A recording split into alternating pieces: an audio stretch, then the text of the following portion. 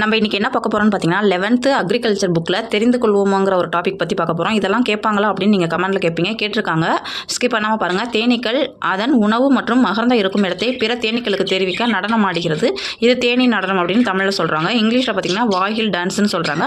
உங்களுக்கு டிஎன்பிஎஸ்சி கொஸ்டின்லாம் நிறைய தங்கிலீஷில் தான் கேட்குறாங்க. ஸோ வாஹில் அப்படின்னு தமிழ்லேயே எழுதி கொடுப்பாங்க. அது யார் அந்த நடனத்தை கண்டுபிடிச்சது அப்படின்னு பார்த்தீங்கன்னா கார்ல் வான் ஃப்ரிஷ். இங்கே வானன் இருக்குது, தேன், அப்போ வான் தேன் அப்படின்னு வச்சுக்கலாம். அப்படி இல்லைனா ஃப்ரெஷ் அப்படிங்கிறத ஃப்ரெஷ்ஷாக கிடைக்கிது, தேன் ஃப்ரெஷ்ஷாக இருந்தால் தான் நல்லாயிருக்கும் அப்படிங்கிற மாதிரி வச்சுக்கோங்க. அப்போ கார்ல் வான் ஃப்ரிஷ் என்பவர் தேனீ நடனத்தின் மொழி பரிமாற்றத்தை அறிந்து வெளிப்படுத்தியதற்காக 1973 நோபல் பிரைஸ் கிடைச்சிச்சு. அப்போ இயர் முக்கியம், யார் கண்டுபிடிச்சா முக்கியம். வாஹில் டான்ஸ்னால் எந்த பூச்சி இனத்தை பற்றி அப்படின்னா தேனியை பற்றி அப்படிங்கிறத தெரிஞ்சுக்கோங்க. என்ன கொஸ்டின் வாங்க பார்க்கலாம்.